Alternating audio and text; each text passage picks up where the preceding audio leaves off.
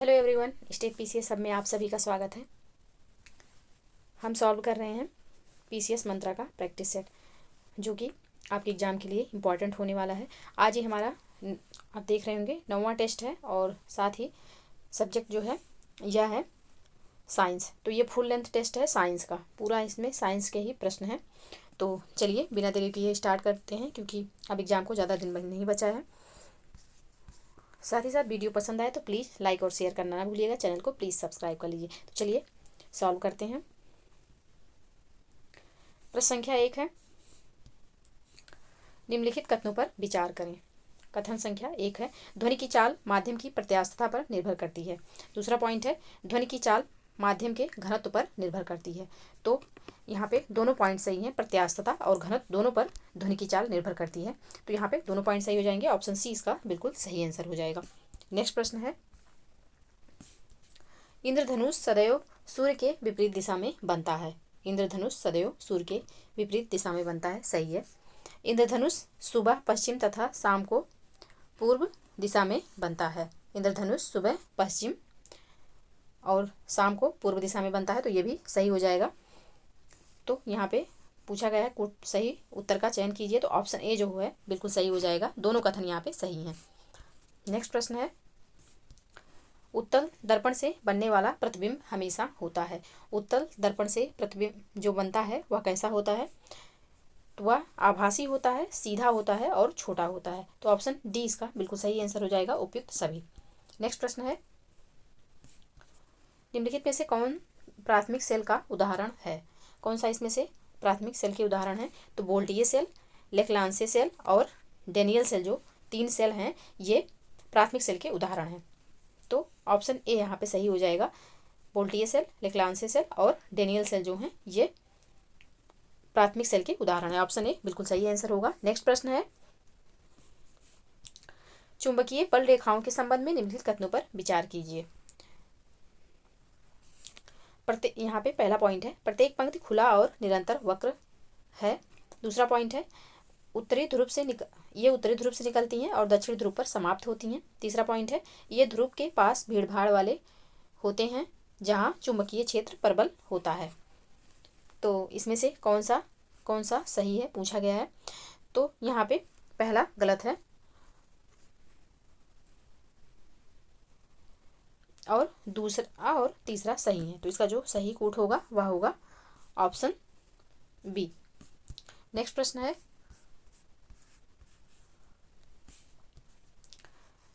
Fuse तार के संबंध में कौन सा कथन सत्य है? फ्यूज तार के संबंध में कौन सा कथन सत्य है? पहला पॉइंट है, इसके पदार्थ का गलनांक उच्च होता है। दूसरा पॉइंट है, उस उच्च कोटि का फ्यूज तार टिन का बना होता है। तो इसमें कौन सा कथन सत्य है? तो यहाँ पे केवल दूसरा कथन सत्य है, पहला गलत है। तो ऑप्शन बी यहाँ पे सही हो जाएगा। फ्यूज तार का जो गलनांक होता है वो बहुत उच्च नहीं होता है, बहुत कम होता है, इसलिए पहला पॉइंट गलत है। दूसरा पॉइंट यहाँ पे सही है, तो उत्तर बी होगा। नेक्स्ट प्रश्न है, निम्नलिखित में से किस क्षेत्र में लेसर किरणों का उपयोग होता है? निम्नलिखित में से किस क्षेत्र में लेसर किरणों का उपयोग होता है? तो यह उपयोग होता है आंकड़ों के संग्रहण में, होलोग्राफी में, प्रतिरक्षा में, उपयुक्त सभी में। ऑप्शन डी यहाँ पे सही आंसर हो जाएगा। सभी में जो है लेसर किरणों का उपयोग किया हो जाता है। नेक्स्ट प्रश्न है, विकिरण द्वारा किसी वस्तु की ऊष्मा के क्षय होने की दर निर्भर करती है। किस पर निर्भर करती है? तो यह वातावरण के तापांतर पर, वस्तु के पृष्ठ की प्रकृति पर और पृष्ठ क्षेत्रफल, तीनों पर निर्भर करती है। तो ऑप्शन डी इसका बिल्कुल सही आंसर होगा। नेक्स्ट प्रश्न है, निम्नलिखित में से किसका उपयोग दर्पण बनाने में किया जाता है? किसका उपयोग यहाँ पे दर्पण बनाने में किया जाता है? तो जो सिल्वर नाइट्रेट होता है उसका उपयोग दर्पण बनाने में किया जाता है। ऑप्शन ए बिल्कुल सही आंसर होगा। नेक्स्ट प्रश्न है, कौन सुमेलित नहीं है? कौन इसमें से सुमेलित नहीं है? तो बोलोमीटर ऊष्मीय विकिरण मापने का यंत्र बिल्कुल सही है। कैलोरीमीटर ऊष्मा की मात्रा मापन करने का यंत्र सही है। एक्यूम्यूनीमीटर जो है यह विद्युत धारा को एम्पीयर मापने हेतु प्रयुक्त यंत्र है, तो यही गलत है। एक्यूम्यूनीमीटर जो है या विद्युत ऊर्जा को संचित करने का यंत्र है, तो यहाँ पे ये गलत हो जाएगा। बाकी डायनेमोमीटर तो इंजन धारा उत्पन्न करने की गति शक्ति मापने का यंत्र है, ये भी सही है। तो यहाँ पे जो सही नहीं है वह है ऑप्शन सी। नेक्स्ट प्रश्न है, निम्न में से कौन सी घटना का संबंध प्रकाश के प्रकीर्णन से संबंधित नहीं है? कौन सी घटना इसमें से ऐसी है जो प्रकाश के प्रकीर्णन से संबंधित नहीं है? तो वह जो घटना है वह है साबुन के बुलबुलों का रंगीन दिखाई देना। साबुन के बुलबुलों का जो रंगीन दिखाई देना होता है यह व्यतिकरण के कारण होता है, प्रकाश के प्रकीर्णन के कारण बिल्कुल नहीं होता है। तो इसका जो सही आंसर होगा वह होगा ऑप्शन डी। बाकी आकाश का रंग नीला दिखाई पड़ना प्रकाश के प्रकीर्णन के कारण होता है। दोपहर के समय सूर्य का रंग सफ़ेद दिखाई देना ये भी प्रकाश के प्रकीर्णन के कारण होता है। और समुद्र के पानी का रंग नीला दिखाई देना ये भी प्रकीर्णन के कारण ही होता है।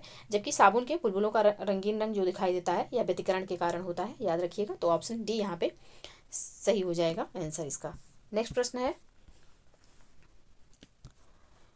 कथन है ध्वनि तरंगे एक माध्यम से दूसरे माध्यम में जाने पर अपरिवर्तित होती हैं। दूसरा पॉइंट कथन का कारण है विभिन्न माध्यमों तथा विभिन्न तापों पर ध्वनि की चाल भिन्न भिन्न होता है। यहाँ पे कौन सा सही है? तो यहाँ पे ऑप्शन ए हो जाएगा, कथन कारण दोनों सही है, व्याख्या भी सही है। नेक्स्ट प्रश्न है, निम्नलिखित में से किस ताप पर कोई अर्धचालक सेमीकंडक्टर एक अचालक की भांति कार्य करता है? किस पर करता है यह, किस ताप पर? तो यह करता है 0 डिग्री सेल्सियस पर। ऑप्शन सी इसका सही आंसर होगा। नेक्स्ट प्रश्न है, अंतःदहन पेट्रोल इंजनों में प्रयुक्त होने वाला उपकरण है।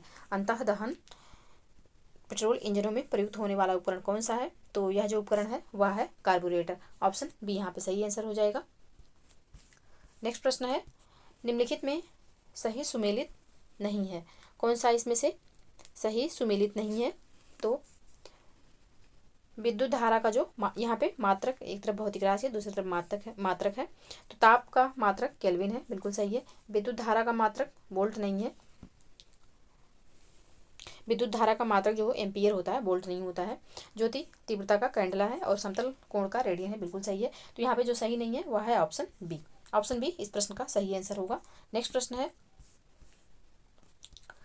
यदि किसी वस्तु को पृथ्वी से चंद्रमा पर ले जाया जाए तो क्या होगा? तो भार बदल जाएगा जबकि द्रव्यमान वही रहेगा। ऑप्शन सी यहाँ पे सही आंसर होगा। नेक्स्ट प्रश्न है, सौर ऊर्जा का मुख्य स्रोत है। सौर ऊर्जा का मुख्य स्रोत क्या है? तो इसका मुख्य स्रोत है नाभिकीय ऊर्जा। ऑप्शन सी यहाँ पे सही आंसर हो जाएगा।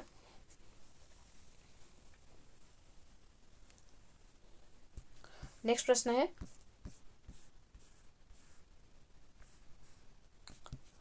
दूरदृष्टि दोष के लिए निम्नलिखित में से क्या कारण हो सकता है? दूरदृष्टि दोष के लिए तो इसमें जो कारण होगा वह होगा नेत्र गोलक के अल्प अभिसारी शक्ति के कारण। ऑप्शन सी इसका सही आंसर हो जाएगा। नेक्स्ट प्रश्न है, वाष्पन को प्रभावित करने वाले निम्नलिखित कारकों में से कौन कौन नहीं है? कौन सा कारक ऐसा है जो इसको वाष्पन को प्रभावित नहीं करता है? तो इसका जो सही आंसर होगा वह होगा ऑप्शन सी, वस्तु का द्रव्यमान जो है या इसका कारक नहीं है जो इस वाष्पन को प्रभावित करे। तो ऑप्शन सी इसका सही आंसर होगा। नेक्स्ट प्रश्न है, स्टेथोस्कोप किस सिद्धांत पर कार्य करता है?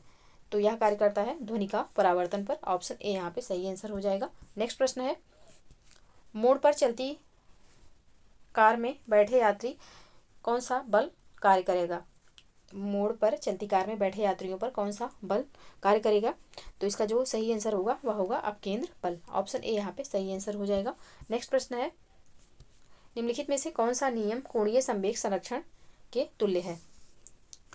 कौन सा तुल्य है? तो केपलर का क्षेत्रफलीय वेग का नियम जो है या कोणीय संवेग संरक्षण के तुल्य है। ऑप्शन बी यहाँ पे सही आंसर हो जाएगा। नेक्स्ट प्रश्न है, गुरुत्वाकर्षण स्थिरांक का मान सर्वप्रथम किस वैज्ञानिक ने ज्ञात किया था?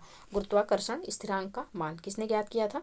तो यह ज्ञात किया था कैवेंडिश ने। ऑप्शन डी इसका सही आंसर होगा। नेक्स्ट प्रश्न है, निम्नलिखित माध्यमों में किस में ध्वनि की चाल सर्वाधिक होगी?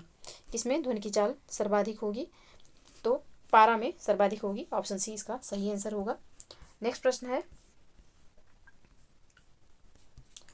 निम्नलिखित किरणों में किसकी वेधन क्षमता सबसे कम है? किसकी वेधन क्षमता इसमें सबसे कम है?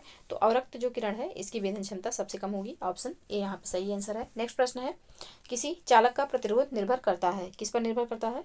तो यह चालक की लंबाई व तापमान पर, चालक के अनुप्रस्थ काट के क्षेत्रफल पर और चालक के पदार्थ पर, तीनों पर निर्भर करता है। तो ऑप्शन डी इसका सही आंसर होगा, उपयुक्त सभी पर। ऑप्शन डी यहाँ सही आंसर होगा। नेक्स्ट प्रश्न है, नाभिकीय भौतिकी के पिता के रूप में किसे जाना जाता है? नाभिकीय भौतिकी के पिता, तो ये रदरफोर्ड को जाना जाता है। ऑप्शन बी यहाँ पे सही आंसर होगा। नेक्स्ट प्रश्न है, निम्नलिखित में से कौन सही सुमेलित है? कौन सा इसमें से सही सुमेलित है? तो इसका जो सही आंसर होगा ऑप्शन ए, टैकोमीटर वायुयान की गति मापने का यंत्र है, यह सही सुमेलित है।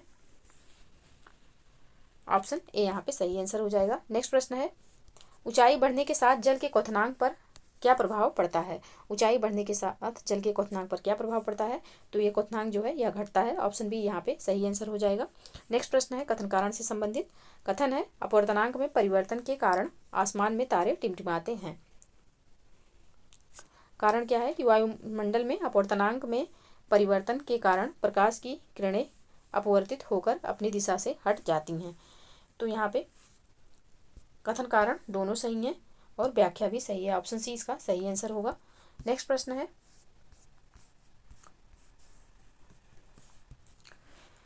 विद्युत बल्बों में निम्नलिखित में से कौन सी गैस भरी जाती है? कौन सी गैस भरी जाती है विद्युत बल्ब में? तो यह जो गैस है यह नाइट्रोजन के साथ आर्गन को भरा जाता है। ऑप्शन डी यहाँ पे सही आंसर हो जाएगा। नेक्स्ट प्रश्न है, निम्नलिखित में से किसका ऊष्मीयमान सर्वाधिक होता है? किसका ऊष्मीयमान सर्वाधिक है? तो हाइड्रोजन का ऊष्मीयमान सर्वाधिक होता है। ऑप्शन ए यहाँ पे सही आंसर हो जाएगा। नेक्स्ट प्रश्न है, घरेलू विद्युत आपूर्ति में प्रयोग होने वाला उदासीन तार सामान्यतः किस रंग का होता है? किस रंग का होता है उदासीन तार? तो यह होता है काला। ऑप्शन सी यहाँ पे सही आंसर होगा। नेक्स्ट प्रश्न है, अर्धचालक पदार्थ की अर्धचालक पदार्थ में अशुद्धियां मिलाने पर उसकी विद्युत चालकता पर क्या प्रभाव पड़ता है? क्या प्रभाव पड़ता है? तो यह बढ़ जाती है। ऑप्शन ए यहाँ पे सही आंसर हो जाएगा। नेक्स्ट प्रश्न है, समुद्र के जल का नीले रंग का दिखाई देना प्रकाश के किस गुण का उदाहरण है? तो यह जो उदाहरण है यह है प्रकीर्णन का। ऑप्शन ए यहाँ पे सही आंसर हो जाएगा। नेक्स्ट प्रश्न है, अम्ल के संबंध में क्या असत्य है? अम्ल के संबंध में क्या असत्य है? तो अम्ल जो है वह लाल लिटमस को नीला कर देता है, यह यहाँ पे असत्य है, क्योंकि अम्ल जो है वह लाल लिटमस को जो नीला करता है वह क्षार होता है। नीले लिटमस को लाल जो करता है वह अम्ल होता है। तो ऑप्शन डी यहाँ पे सही आंसर हो जाएगा। नेक्स्ट प्रश्न है, निम्नलिखित में से कौन सुमेलित नहीं है? इसमें से कौन सुमेलित नहीं है? तो साइट्रिक अम्ल दवा एवं खाद्य पदार्थों के संरक्षण में यह यहाँ पे सही नहीं है।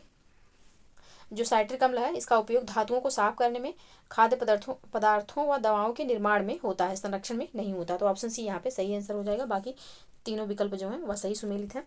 नेक्स्ट प्रश्न है, निम्नलिखित में से कौन सा कोलाइड का उदाहरण नहीं है? कौन सा इसमें से कोलाइड का उदाहरण नहीं है?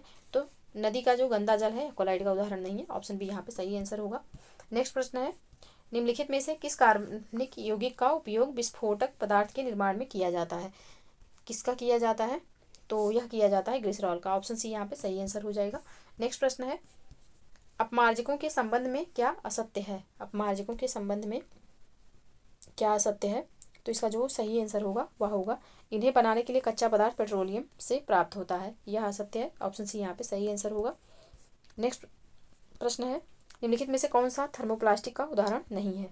कौन सा इसमें से ऐसा है जो थर्मोप्लास्टिक का उदाहरण नहीं है? तो बेकेलाइट जो है यह थर्मोप्लास्टिक का उदाहरण नहीं है। ऑप्शन ए यहाँ पे सही हो जाएगा।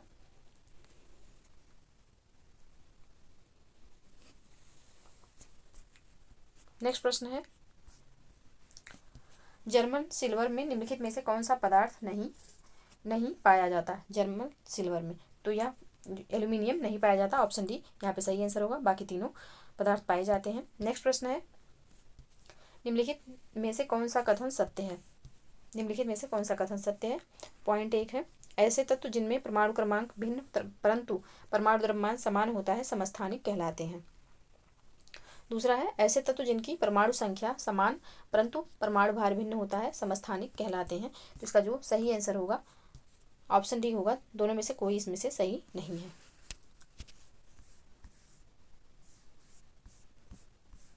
नेक्स्ट प्रश्न है,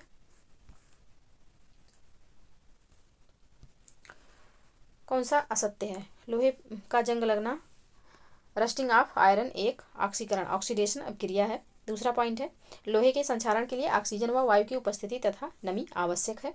तीसरा पॉइंट है लौह धातु पर जिंक धातु की परत बैठाने की क्रिया को ग्लेवलाइजेशन कहते हैं। तो यहाँ पे कौन सा सही है पूछा है, कौन सा इसमें से असत्य है, असत्य कथन पूछा गया है। तो यहाँ पे जो तीनों दिए हैं तीनों कथन असत्य हैं। ऑप्शन डी इसका सही आंसर हो जाएगा।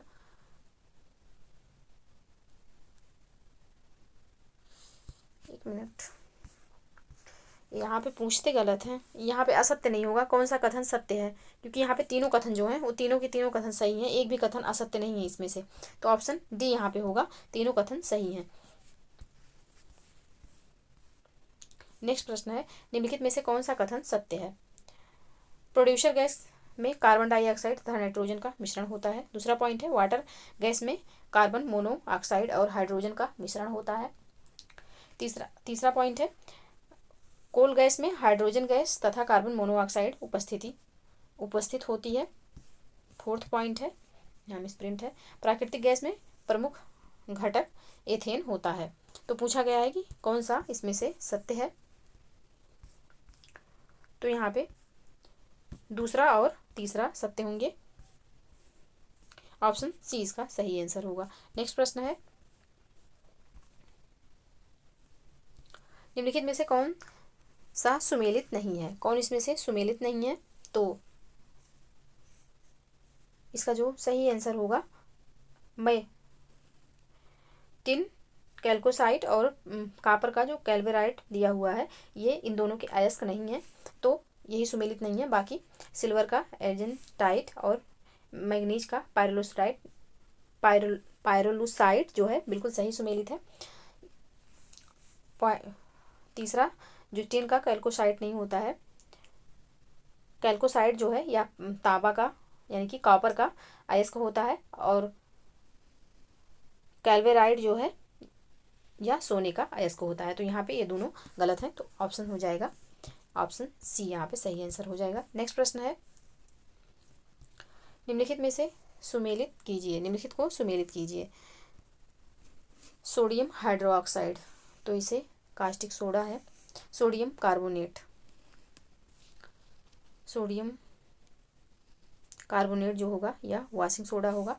जिंक सल्फेट, जिंक सल्फेट जो है या सफ़ेद कसीस है, और फेरस सल्फेट जो है या हरा कसीस है। तो इसका जो सही कूट होगा वह होगा 2 1 3 4, 2 1 3 4 सही इसका कूट होगा। 2 1 3 4 ऑप्शन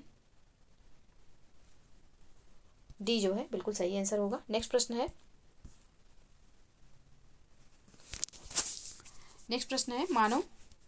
मानव शरीर में किस धातु की अधिकता से विल्सन रोग हो जाता है? किसकी अधिकता से विल्सन रोग होता है? तो यह तांबे की अधिकता से हो जाता है। ऑप्शन ए यहाँ पे सही आंसर होगा। नेक्स्ट प्रश्न है कौन सा सुमेलित है, कौन सा इसमें से सही सुमेलित है?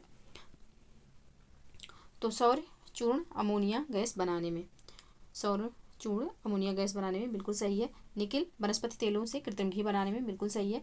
सिल्वर चूर्ण सल्फ्यूरिक अम्ल बनाने में, तो जो सिल्वर चूर्ण है उसका उपयोग सल्फ्यूरिक अम्ल बनाने में नहीं होता है। सिल्वर चूर्ण का जो उपयोग सल्फ्यूरिक अम्ल बनाने में प्लेटिनम चूर्ण का इस्तेमाल होता है, सिल्वर चूर्ण का इस्तेमाल नहीं होता है। तो इसका जो सही आंसर होगा वह होगा ऑप्शन ए। 1 एवं 2 सही है, बाकी तीसरा सही नहीं है। नेक्स्ट प्रश्न है महंगे कांच के पात्र निर्माण हेतु कौन से कांच का प्रयोग किया जाता है? महंगे कांच बनाने में कौन से कांच का प्रयोग किया जाता है? तो यह प्रयोग किया जाता है सीसा क्रिस्टल कांच। ऑप्शन बी यहाँ पे सही आंसर होगा। नेक्स्ट प्रश्न है निम्नलिखित में से कौन से पॉलीमर का उपयोग केबल के निर्माण में किया जाता है? इसका किया जाता है केबल के निर्माण में, तो इसका जो सही आंसर होगा वह होगा पॉलीविनाइल क्लोराइड। ऑप्शन सी इसका बिल्कुल सही आंसर है। नेक्स्ट प्रश्न है कांच पर लेखन कार्य के लिए किसका उपयोग किया जाता है? कांच पर लेखन कार्य के लिए किसका उपयोग किया जाता है? तो हाइड्रोफ्लोरिक अम्ल का प्रयोग किया जाता है। ऑप्शन सी यहाँ पे सही आंसर हो जाएगा। नेक्स्ट प्रश्न है निम्नलिखित में से कौन सही सुमेलित नहीं है? कौन इसमें से सही सुमेलित नहीं है? जल की स्थायी कठोरता कैल्शियम और मैग्नीशियम के बाइकार्बोनेट लवण के कारण, लवण होने के कारण। और दूसरा है सिल्वर ब्रोमाइड, तो कृत्रिम वर्षा कराने में। तीसरा पॉइंट है पिटवा लोहा, कार्बन की मात्रा अपेक्षाकृत अधिक होती है। चौथा पॉइंट है किसी पदार्थ का परमाणु उस पदार्थ के सभी गुण विद्यमान रहते हैं। किसी पदार्थ के परमाणु में उस पदार्थ के सभी गुण विद्यमान रहते हैं। तो पूछा गया है इसमें से कौन सा सही नहीं है, कौन सा सुमेलित सही तरीके से नहीं हुआ है। तो इसका जो सही आंसर होगा वह होगा ऑप्शन बी, यानी कि दूसरा और तीसरा जो है वह सही तरीके से सुमेलित नहीं है, गलत है। नेक्स्ट प्रश्न है पानी का कौन सा गुण इसे एक अच्छा विलायक बनाता है। कौन सा गुण है, तो यह है उच्च द्विध्रुवीय आघूर्ण, ऑप्शन बी यहाँ पे सही आंसर हो जाएगा। नेक्स्ट प्रश्न है ताप बढ़ाने पर विसरण की दर, ताप बढ़ाने पर विसरण की दर पर क्या प्रभाव पड़ता है, तो यह बढ़ जाती है, ऑप्शन ए यहाँ पे सही आंसर होगा। नेक्स्ट प्रश्न है निम्नलिखित में से कौन समांगी की तरह दिखाई पड़ता है। वास्तव में विषमांगी होता है, दिखाई समांगी की तरह पड़ता है लेकिन होता है विषमांगी। तो इसका जो सही आंसर होगा वह होगा स्याही, ऑप्शन बी सही आंसर होगा, यानी कि जो इंक होता है वह मेनली विषमांगी होता है लेकिन समांगी की तरह दिखाई पड़ता है, ऑप्शन बी यहाँ पे सही आंसर होगा। नेक्स्ट प्रश्न है ब्रह्मांड में सर्वाधिक किस अवस्था के पदार्थ पाए जाते हैं। ब्रह्मांड में सर्वाधिक किस अवस्था के पदार्थ पाए जाते हैं, तो यह जो पाए जाते हैं वह प्लाज्मा अवस्था में पाए जाते हैं, ऑप्शन ए यहाँ पे सही आंसर हो जाएगा। नेक्स्ट प्रश्न है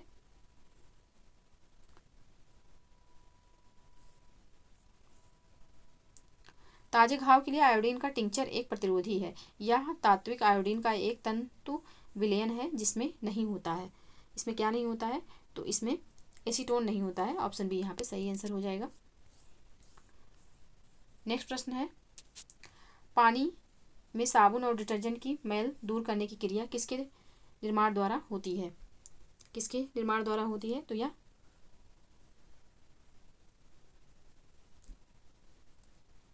मिसेल के निर्माण के द्वारा होती है, ऑप्शन ए यहाँ पे सही आंसर हो जाएगा। नेक्स्ट प्रश्न है निम्नलिखित में से कौन सा एक उच्चतम मात्रा में हाइड्रोजन आयन देता है। कौन इसमें से देता है, तो यह होता है अमाशय रस, ऑप्शन डी यहाँ पे सही आंसर हो जाएगा।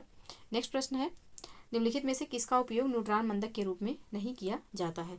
किसका उपयोग नहीं होता है, तो यह सोडियम तथा पोटेशियम के जो मिश्र धातु हैं इनका उपयोग नहीं होता है इसमें, तो ऑप्शन डी यहाँ पे सही आंसर हो जाएगा। नेक्स्ट प्रश्न है निम्नलिखित रेडियोएक्टिव पदार्थ में से किसकी अर्धायु अधिकतम है। किसकी अधिकतम है, तो इसका जो सही आंसर होगा वह होगा ऑप्शन डी यूरेनियम 238 की। नेक्स्ट प्रश्न है निम्नलिखित में से कौन सा अधातु ठोस अवस्था में मिलता है। कौन सा अधातु जो है वह ठोस अवस्था में मिलता है, तो यह है ऑप्शन बी बोरोन। बोरोन जो है यह ठोस अवस्था में मिलता है और जबकि यह अधातु है। नेक्स्ट प्रश्न है हाइड्रोकार्बन ऊपर भाग की क्रिया के द्वारा वाणिज्यिक पैमाने पर डाई हाइड्रोजन बनाई जा सकती है जब CO तथा H2 गैसों का मिश्रण निर्मित होता है, इसे क्या कहते हैं, तो इसे कहते हैं भाप अंगार गैस, ऑप्शन ए यहाँ पे सही आंसर हो जाएगा। नेक्स्ट प्रश्न है निम्नलिखित में से कौन सा स्वच्छ ईंधन का उदाहरण है। स्वच्छ ईंधन का उदाहरण क्या है इसमें से, तो यह है प्रोपेन, ऑप्शन बी यहाँ पे बिल्कुल सही आंसर हो जाएगा प्रोपेन। नेक्स्ट प्रश्न है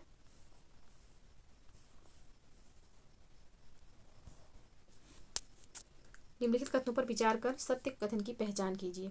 पहला कथन है चट्टानों पर उगने वाले पदार्थों को शैलोद्भिद कहते हैं।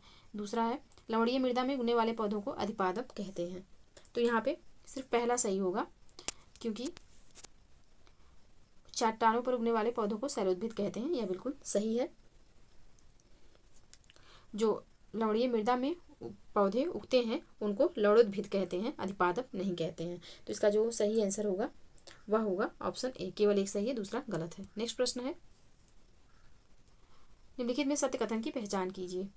पहला कथन है डेंगू फीवर के लिए टाइगर मच्छर जिम्मेदार होते हैं। दूसरा कथन है मलेरिया के लिए मादा एनोफ्लीज मच्छर जिम्मेदार होते हैं। थर्ड कथन है केवल मादा मच्छर ही रस चूसती हैं। और फोर्थ कथन है नर की अपेक्षा मादा के डैने बड़े होते हैं। तो इसमें से कौन सा कथन सत्य है, तो इसमें सभी कथन सत्य हो जाएंगे। ऑप्शन डी इसका सही आंसर होगा। नेक्स्ट प्रश्न है,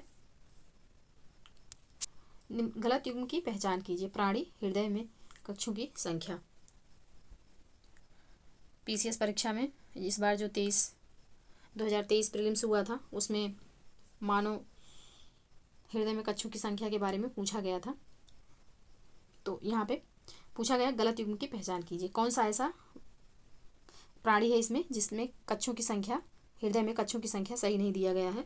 तो मत्स्य वर्ग में 2 होता है, मगरमच्छ में 3 नहीं होता, 4 होता है, और तिलचट्टा में 13 होता है, पक्षी में 4 होता है। तो इसका जो सही आंसर होगा वह होगा ऑप्शन बी। ऑप्शन बी, मगरमच्छ में 4 कक्ष होते हैं, ना कि 3।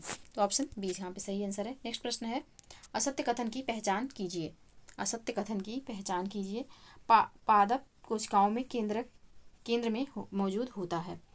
दूसरा कथन है, मनुष्य में कुल 23 गुणसूत्र पाए जाते हैं। मनुष्य में कुल 23 गुणसूत्र पाए जाते हैं। तीसरा कथन है, पत्तियों को कोशिका का रसोई घर भी कहते हैं। पत्तियों को कोशिका का रसोई घर भी कहते हैं। तो इसका कौन सा सही है पूछा गया है, तो ऑप्शन डी हो जाएगा। तीनों यहाँ पे सही होंगे, तीनों यहाँ पे असत्य होंगे। ऑप्शन डी यहाँ पे सही है। तीनों कथन इसमें असत्य हैं, कोई भी सत्य नहीं है। नेक्स्ट प्रश्न है, निम्नलिखित में कौन सा असत्य है। अंतः श्वास के दौरान 21% ऑक्सीजन ग्रहण की जाती है। दूसरा पॉइंट है, ऑप्शन, एक मिनट, हाँ ऑप्शन है, ऑप्शन पहला है, अंतःश्वास के दौरान 21% ऑक्सीजन ग्रहण की जाती है। दूसरा ऑप्शन है, उच्छ्वास के दौरान 78% नाइट्रोजन निकाली जाती है। तीसरा कथन है, उच्छ्वास के दौरान 16 से 17% ऑक्सीजन निकाली जाती है। कौन सा कथन असत्य है।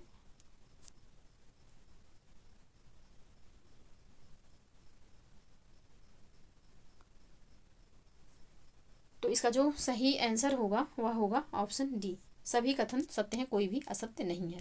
नेक्स्ट प्रश्न है, एक लंबे संकर पौधे में स्वपरागण कराने पर लंबे बौने 1:3:1 में प्राप्त होते हैं। यह परिणाम सिद्ध करता है, किस के नियम को सिद्ध करता है। तो यह पृथक्करण के नियम को सिद्ध करता है। ऑप्शन बी यहाँ पे सही आंसर हो जाएगा। नेक्स्ट प्रश्न है, लंबे समय तक मनुष्य के भोजन में थायमीन की कमी उत्पन्न करती है।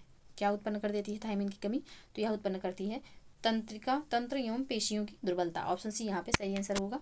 नेक्स्ट प्रश्न है, निम्नलिखित में से कौन सा एक नाइट्रोजन का स्थिरीकरण करने वाले जीव नहीं है। कौन से इसमें से नहीं है, लाइकेन, एनाबिना, माइकोराइजा, एजोटोबैक्टर। तो इसमें से जो लाइकेन और माइकोराइजा हैं ये दोनों नाइट्रोजन का स्थिरीकरण नहीं करते हैं। तो यही इसका सही आंसर हो जाएगा, ऑप्शन डी। नेक्स्ट प्रश्न है, निम्नलिखित कथनों पर विचार कीजिए। शरीर की दूसरी सबसे मजबूत हड्डी फीमर है। दूसरा पॉइंट है, शरीर की सबसे कमजोर हड्डी मेलियस है। और तीसरा पॉइंट है, शरीर में सबसे पतली हड्डी फेबुला है। पूछा गया है कि कौन सा कथन यहाँ पे सही है। तो इसका जो सही आंसर होगा वह होगा ऑप्शन डी। यहाँ पे तीनों कथन जो हैं वह सही हैं। ऑप्शन डी इसका सही आंसर हो जाएगा। नेक्स्ट प्रश्न है, कूल्हे के जोड़ का प्रतिस्थापन क्या कहलाता है। कूल्हे के जोड़ का जो प्रतिस्थापन है वह कहलाता है आर्थ्रोप्लास्टी। ऑप्शन यहाँ पे सही आंसर हो जाएगा। नेक्स्ट प्रश्न है, नाखून अथवा बाल काटते समय दर्द का आभास नहीं होता, क्यों आभास नहीं होता दर्द का। तो इसमें मृत कोशिकाओं के द्रव्य होते हैं जिसमें रक्त संचार नहीं होता है। ऑप्शन सी यहाँ पे सही आंसर होगा। नेक्स्ट प्रश्न है, सूची 1 को सूची 2 से मिलाइए तथा सही ऑप्शन चूज करिए। तो यहाँ सूची 1 सूची 2 है। घुटना तो क्या होता है, तो पटेला बोन होता है घुटना में। एड़ी में क्या, तो एड़ी में टॉर्सोल। और चेहरा में लैक्रा ईमल होता है। और कंधा में तो स्कैपुला होता है। तो यहाँ पे 1 2 3 4 इसका सही कूट होगा। ऑप्शन ए यहाँ पे बिल्कुल सही आंसर हो जाएगा। नेक्स्ट प्रश्न है, निम्नलिखित कथनों पर विचार कीजिए। एंजाइम एक प्रकार का प्रोटीन है। एंजाइम एक बायो उत्प्रेरक है। एंजाइम पाचन में भाग लेता है। तो यहाँ पे पूछा गया है कौन सा कथन असत्य कथन की पहचान कीजिए। तो कोई भी इसमें असत्य नहीं है, तीनों कथन सत्य हैं। ऑप्शन डी सही आंसर होगा। नेक्स्ट प्रश्न है, सत्य कथन की पहचान कीजिए। ऑप्शन ए है, ग्रहणी बड़ी आंत का मुख्य भाग है। ऑप्शन बी है, सीखम आमाशय से जुड़ा हुआ है।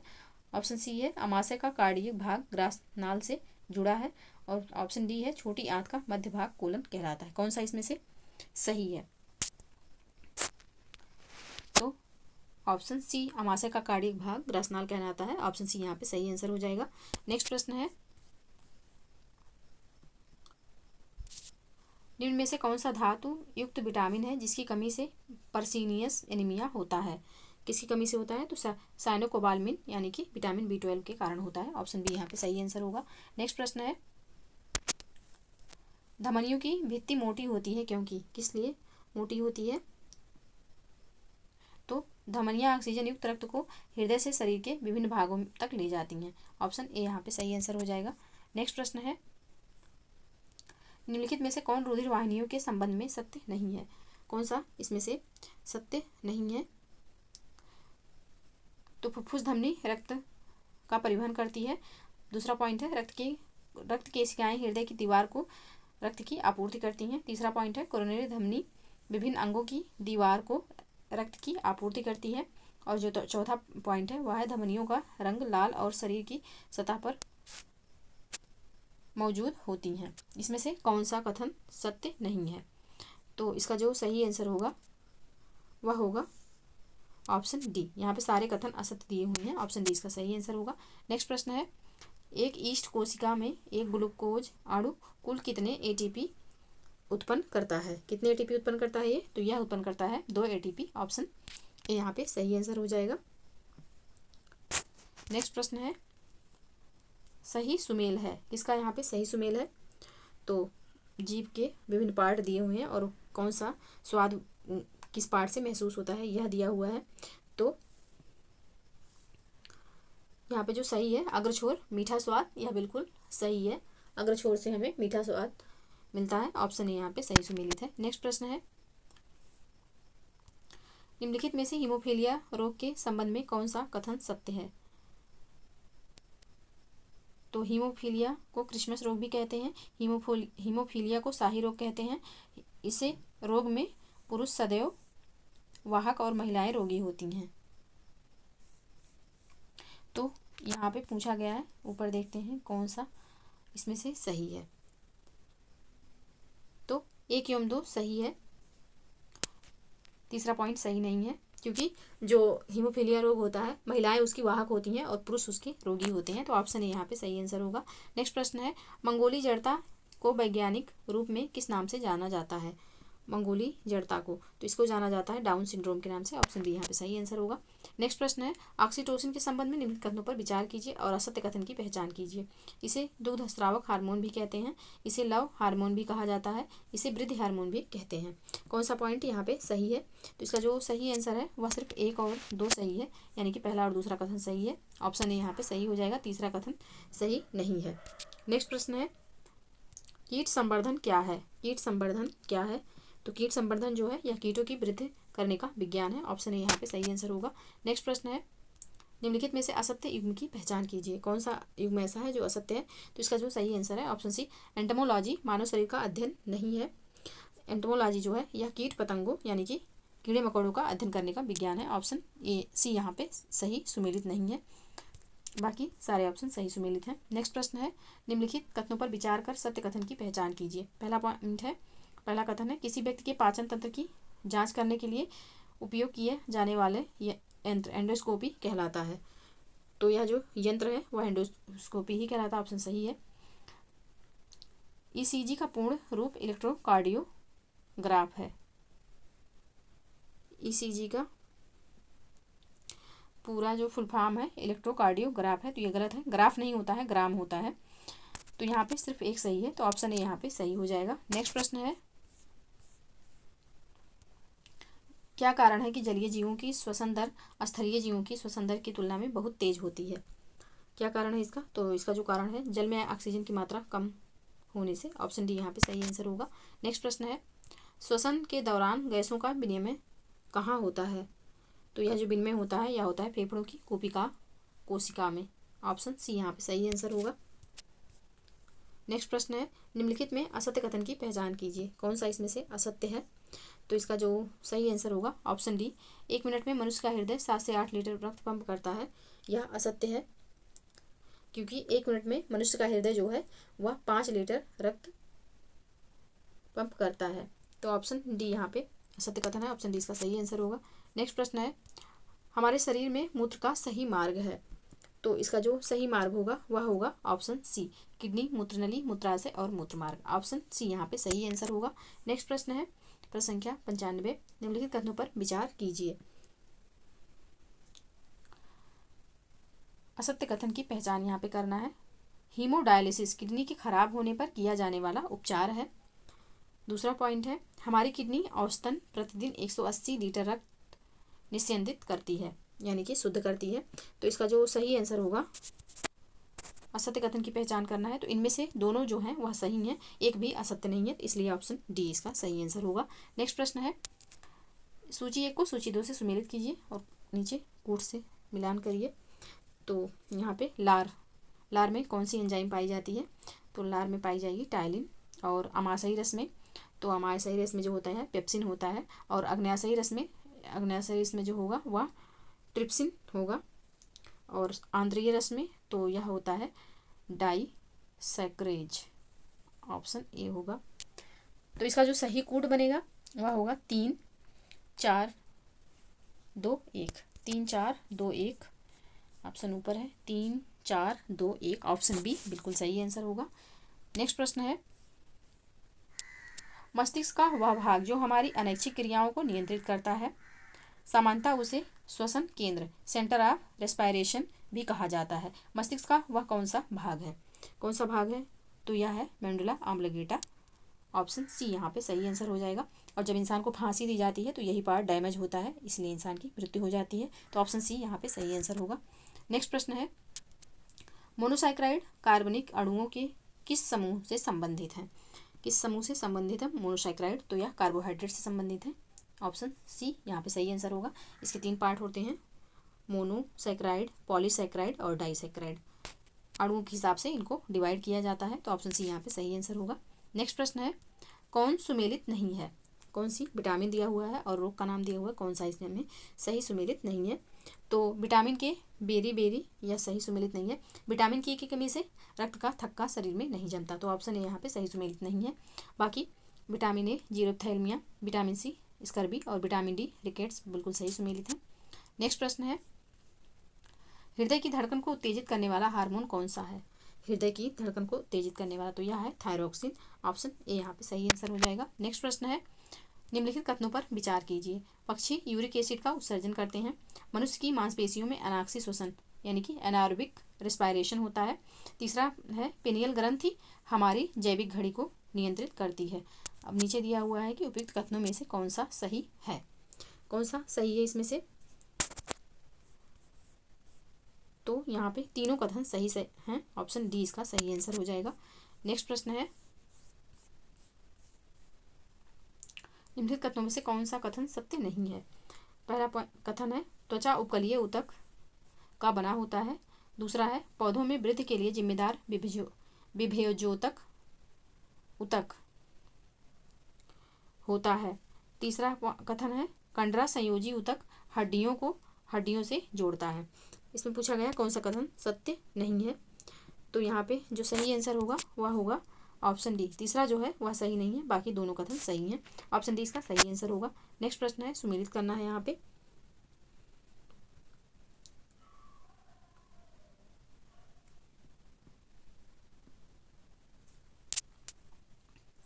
तो थायराइड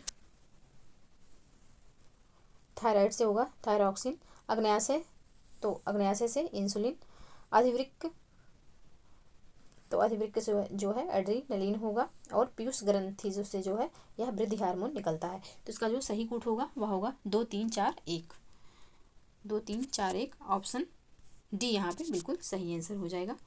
नेक्स्ट प्रश्न है, रक्त अस्कंदन की प्रक्रिया को क्या कहा जाता है, रक्त अस्कंदन की प्रक्रिया को क्या कहा जाता है, तो यह कहा जाता है हीमोस्टेसिस, हीमोस्टेटिस, ऑप्शन ए यहाँ पे सही आंसर होगा। नेक्स्ट प्रश्न है, कोशिका में पाए जाने वाले क्रोमोसोम्स के संदर्भ में निम्नलिखित कथनों पर विचार कीजिए।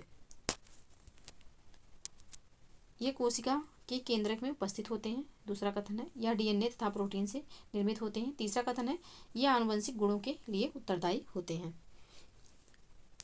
तो इसका जो सही आंसर है, यहाँ पूछा गया है कौन सा कथन सही है, तो ऑप्शन डी हो जाएगा, तीनों कथन यहाँ पे सही हैं।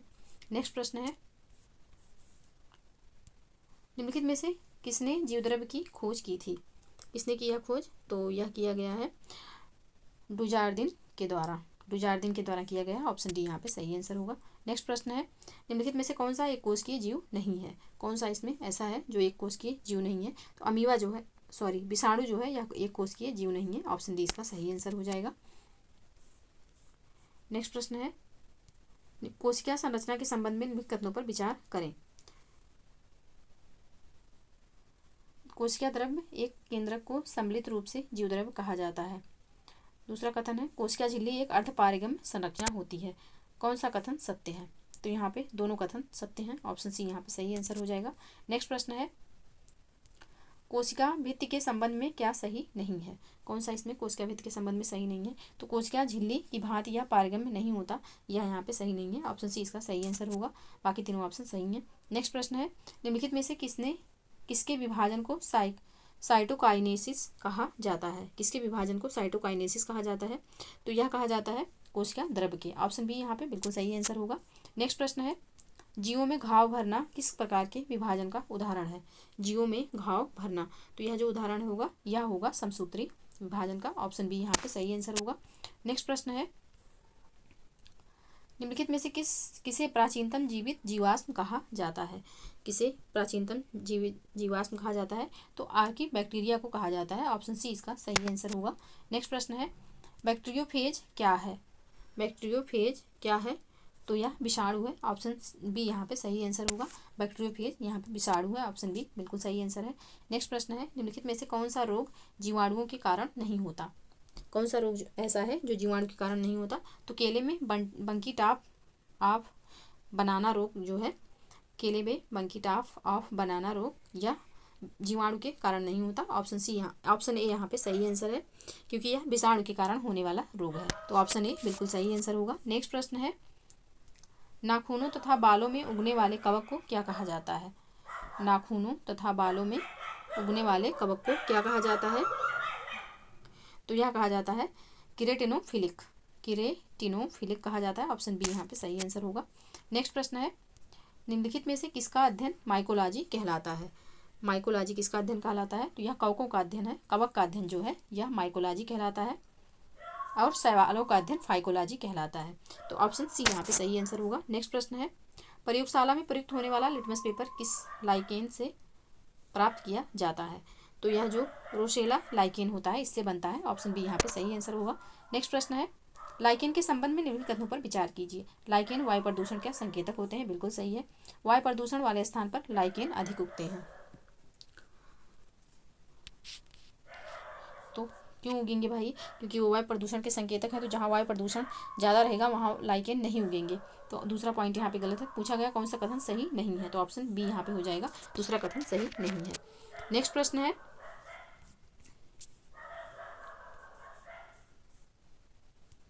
निम्नलिखित में से किसे अंतरिक्ष शैवाल कहा जाता है? अंतरिक्ष शैवाल किसे कहा जाता है?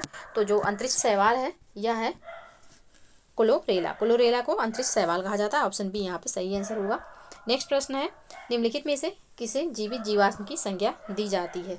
किसे जीवित जीवाश्म की संज्ञा दी जाती है? तो साइकस को जीवित जीवाश्म की संज्ञा दी जाती है। ऑप्शन डी यहाँ पे बिल्कुल सही आंसर हो जाएगा। नेक्स्ट प्रश्न है, कोशिका द्रव्य के संबंध में निम्नलिखित कथनों पर विचार करें। कोशिका द्रव्य के संबंध में निम्नलिखित कथनों पर विचार करना है। पहले कथन देखते हैं, कोशिका भित्ति और केंद्रक के बीच पाए जाने वाले द्रव्य पदार्थ को कोशिका द्रव्य कहा जाता है। दूसरा कथन है, कोशिका द्रव्य में अंतर प्रद्रव्य जालिका राइबोसोम आदि पर पाए जाते हैं। तीसरा कथन है, कोशिका द्रव्य और केंद्रक को सम्मिलित रूप से जीव द्रव्य यानी कि प्रोटोप्लाज्म कहा जाता है। तो इसमें से कौन सा कथन सही है? तो ऑप्शन डी हो जाएगा। सारे कथन यहाँ पे सही हैं। ऑप्शन डी बिल्कुल सही आंसर होगा। नेक्स्ट प्रश्न है, निम्नलिखित में से कौन सा रोग जीवाणु जनित है? कौन सा रोग इसमें से जीवाणु जनित है? तो निमोनिया जो है वह जीवाणु जनित रोग है। ऑप्शन सी यहाँ पे सही आंसर होगा। नेक्स्ट प्रश्न है,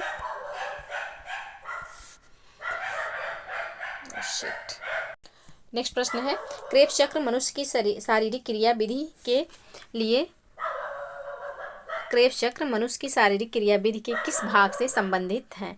किस भाग से संबंधित है क्रेब्स चक्र? तो यह संबंधित है श्वसन तंत्र से। ऑप्शन ए यहाँ पे बिल्कुल सही आंसर हो जाएगा। नेक्स्ट प्रश्न है, मानव मस्तिष्क का कौन सा भाग श्वसन क्रिया को नियंत्रित करता है?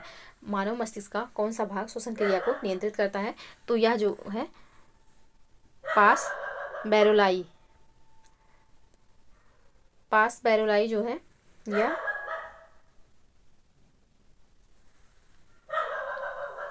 यह श्वसन क्रिया को नियंत्रित करता है। तो ऑप्शन बी यहाँ पे सही आंसर हो जाएगा। नेक्स्ट प्रश्न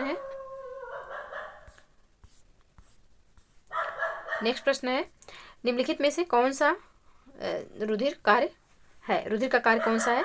पहला पॉइंट है शरीर का तापमान नियंत्रण करना, बिल्कुल सही है। दूसरा है भोजन सामग्री, अंतःस्रावी एवं उत्सर्जित पदार्थों, गैसों आदि का परिवहन। तो कौन सा इसमें सही है? तो इसका जो सही आंसर होगा वह दोनों सही हैं। ऑप्शन सी बिल्कुल सही आंसर हो जाएगा, ऑप्शन सी। नेक्स्ट प्रश्न है, निम्नलिखित में से कौन सा प्रोटोजोआ मानव शरीर के लिए हानिकारक है? कौन सा प्रोटोजोआ मानव शरीर के लिए हानिकारक है? तो इसका जो सही आंसर होगा वह होगा ऑप्शन डी, एंट अमीबा कोलाई जो है यह मानव शरीर के लिए हानिकारक है। नेक्स्ट प्रश्न है, निम्नलिखित में से कौन सा सुमेलित नहीं है?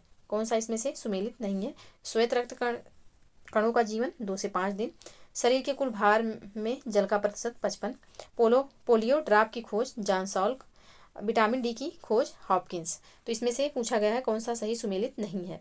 तो इसका जो सही आंसर होगा वह होगा ऑप्शन डी, 2 एवं 3 जो दिया हुआ है यह सही सुमेलित नहीं है।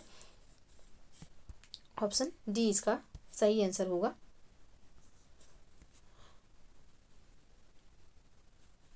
पोलियो की खोज जो की थी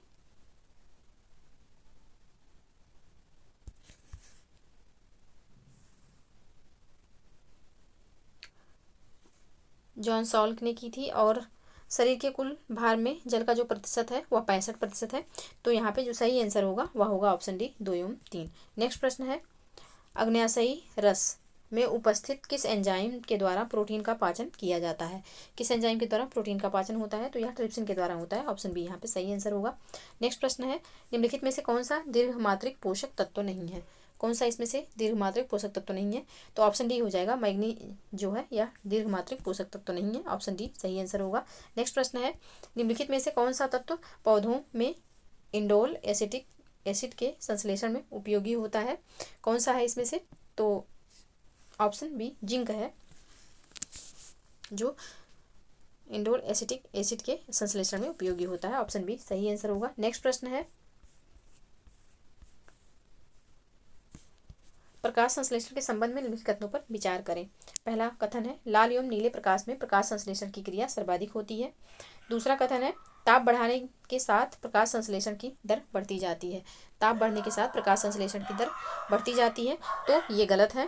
यहाँ पे पहला जो है सिर्फ सही है, क्योंकि लाल एवं नीले प्रकाश में प्रकाश संश्लेषण की क्रिया सर्वाधिक होती है। ताप बढ़ने के साथ जो प्रकाश संश्लेषण होता है वो कम होता जाता है। दूसरा यहाँ पे गलत है, पहला सिर्फ सही है। नेक्स्ट प्रश्न है, निम्नलिखित में से कौन सा अनियत तापी वर्ग का उदाहरण है? कौन सा इसमें अनियत तापी वर्ग का उदाहरण है? तो सरीसृप जो है यह अनियत तापी वर्ग का उदाहरण है। ऑप्शन ए यहाँ पे सही आंसर होगा। नेक्स्ट प्रश्न है, एंजाइम क्या होता है? एंजाइम क्या होता है? तो एंजाइम जो है यह एक प्रोटीन है और यह एक उत्प्रेरक का काम करता है। ऑप्शन ए यहाँ पे सही आंसर हो जाएगा। नेक्स्ट प्रश्न है, निम्नलिखित में से कौन सा सही सुमेलित नहीं है? कौन सा इसमें से सही सुमेलित नहीं है? तो यहाँ पे विटामिन B7 जो है यह पायरोडॉक्सिन नहीं है, यह बायोटीन है। विटामिन B7 को बायोटीन कहा जाता है और पायरोडॉक्सिन जो है यह विटामिन B6 को कहा जाता है। विटामिन B6 पायरोडॉक्सिन होता है और विटामिन B7 बायोटीन होता है। तो ऑप्शन डी यहाँ पे सही आंसर हो जाएगा। नेक्स्ट प्रश्न है, वायवीय श्वसन के संबंध में निम्नलिखित कथनों पर विचार करें। वायवीय श्वसन के संबंध में निम्नलिखित कथनों पर विचार करना है। कथन क्या है, वायवीय श्वसन ऑक्सीजन की अनुपस्थिति में संपन्न होता है। दूसरा है, वायवीय श्वसन का प्रथम चरण माइटोकॉन्ड्रिया में तथा द्वितीय चरण कोशिका द्रव्य में संपन्न होता है। इसमें पूछा गया कौन सा कथन सही नहीं है? कौन सा इसमें से सही नहीं है? तो दोनों जो कथन दिए हुए हैं वह सही नहीं है। ऑप्शन सी यहाँ पे सही आंसर हो जाएगा। नेक्स्ट प्रश्न है, मनुष्य में निद्रा रोग स्लीपिंग सिकनेस किसके कारण होता है? तो जो स्लीपिंग सिकनेस है यह होता है प्रोटोजोआ के कारण। ऑप्शन बी यहाँ पे सही आंसर हो जाएगा। और इसका जो वाहक है वह टीसी नाम की मक्खी होती है, जिसके काटने से निद्रा रोग होता है। ऑप्शन बी यहाँ पे सही आंसर होगा। नेक्स्ट प्रश्न है, निम्नलिखित में से कौन सा सुमेलित नहीं है? कौन सा इसमें से सुमेलित नहीं है? इसका जो सही आंसर होगा पीत ज्वर, जीवाणु, या सही सुमेलित नहीं है। पीत ज्वर जो है यह विषाणु से होता है, तो ऑप्शन ए यहाँ पे सही आंसर है। नेक्स्ट प्रश्न है, निम्नलिखित में से कौन सा सही सुमेलित नहीं है? स्वाइन फ्लू H5N1 और बर्ड फ्लू H1N1। तो इसमें से पूछ रहा है कौन सा सही सुमेलित नहीं है। दोनों यहाँ पे सही सुमेलित नहीं है, क्योंकि स्वाइन फ्लू का जो विषाणु होता है वह होता है H1N1 और बर्ड फ्लू का होता है H5 और N1। तो यहाँ पे दोनों को गलत दे दिया गया है, तो ऑप्शन सी यहाँ पे सही आंसर होगा, दोनों सुमेलित नहीं है। नेक्स्ट प्रश्न है, निम्नलिखित में से कौन सा सही सुमेलित है? कौन सा इसमें से सही सुमेलित है? तो डेंड्रोलॉजी, वृक्ष और झाड़ियों का अध्ययन, बिल्कुल सही सुमेलित है। ऑप्शन बी यहाँ पे सही आंसर हो जाएगा। बाकी जो एंथोलॉजी दिया हुआ है यह पुष्पों का अध्ययन है, पोमोलॉजी फलों का अध्ययन होगा, और लिमोलॉजी जो दिया हुआ है, लिमोलॉजी यह दिया हुआ है तो झीलों तथा अलवणीय जलीय पादपों का अध्ययन है ये। तो ऑप्शन बी जो है यहाँ पे सही सुमेलित है। नेक्स्ट प्रश्न है, निम्नलिखित में से कौन सा हार्मोन पौधों की वृद्धि को रोकने का कार्य करता है? कौन सा इसमें से है? तो एब्सिसिक अम्ल जो है यह पौधों की वृद्धि को रोकता है। ऑप्शन ए यहाँ पे सही आंसर है। तो ये रहे 140 प्रश्न हमने सॉल्व कर लिया। आई होप कि आप लोगों को वीडियो पसंद आए, और वीडियो पसंद आए तो प्लीज़ लाइक और शेयर कर दीजिएगा। चैनल को प्लीज़ सब्सक्राइब कर लीजिए। मिलते हैं नेक्स्ट वीडियो में, तब तक के लिए पढ़ते रहिए, स्वस्थ रहिए। जय हिंद, जय भारत।